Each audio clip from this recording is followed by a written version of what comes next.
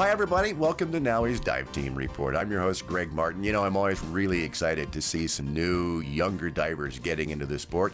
And I'm even more excited when I see them kind of advance up the ranks and become part of the industry leaders all around the world. It's a really important part of the diving industry to kind of keep the community fresh. Now, I got to make sure I get this young lady's name right. Her name is Geertje.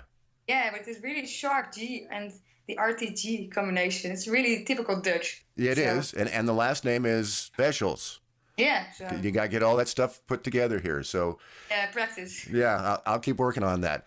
Geertje is a new NAUI course director in the Netherlands. And thank you for joining us. Yeah, thank you. Thank you for inviting me. Love to have young people on and talk about things. So talk about being a course director. I mean, what drove you to being? Well, let's back up. What brought you to the diving industry? Is it something about your dad? Yeah, my dad actually pushed me into the water. I always loved swimming, and most of the times I was swimming underwater instead of on the surface, and to relax. And well, that was definitely my environment. I don't know why, but yeah, it was like feeling like being home. And then when I was 12 years old, we were in Corsica, and he gave a birthday present to me to follow my first open water course. And I had really no idea what to expect. And when I did my first dive, then the first thing I told my instructor at that moment, how can I become an instructor? I saw a lot of fishes, but I only knew that I wanted to become an instructor and be that person to hold the hand and to be able to explore more people, this beautiful nature. And it started all the way back then. Yeah, it started already, I guess, with the first breath I took underwater. And then I was thinking, yeah, this is my world. And how can I teach others? And how can I give my passion that I definitely found at that moment? And how can I spread it around the world and be part of the diving industry? So talk a little bit about being a course director now. I mean, you're not just an instructor now, you're a course director. Yeah, I definitely did not expect to become like that. My dream was to become an instructor, of course. And when I was back in the Netherlands and I needed some more equipment, I went to Lucas, a dive store in Nijverdal. And I was just talking with Richard Lucas, not knowing who he was. And I was telling about my experiences and about my vision and about my disappointments already abroad and things like that. And he was immediately just inviting me. You're working at the Rijn-IJssel CEO's in Arnhem, and this is your vision. You're welcome at NAUI, and we do a crossover, and I'm willing to spend some money to you to make you a course director, not only an instructor. So from that day, everything changes. I immediately felt like being home, and I felt so welcome at NAUI. And there was this red path in front of me, and I could follow, and well, I follow that path every day in my work, and well, being a course director now instead of the instructor. So it was definitely a present. But just being me, every day I feel blessed doing my job. When I go to the office, I'm happy instead of, it's just another day. Let me ask you, though, about being a young person in the dive industry and a young woman in the dive industry this way. Once I had some problems with that. It was a little bit of discrimination, and I'm not sure if it was because of my gender or it was because of being so young. I'm not sure yet. We started the course, and it was a ITC, actually. He wanted to do a crossover. And then after doing the first swimming pool session with the bailout and with the scuba rescue and things like that, he finally asked Richard if he could do the course instead of me because my age and things like that. And Richard immediately told him, no, I'm not.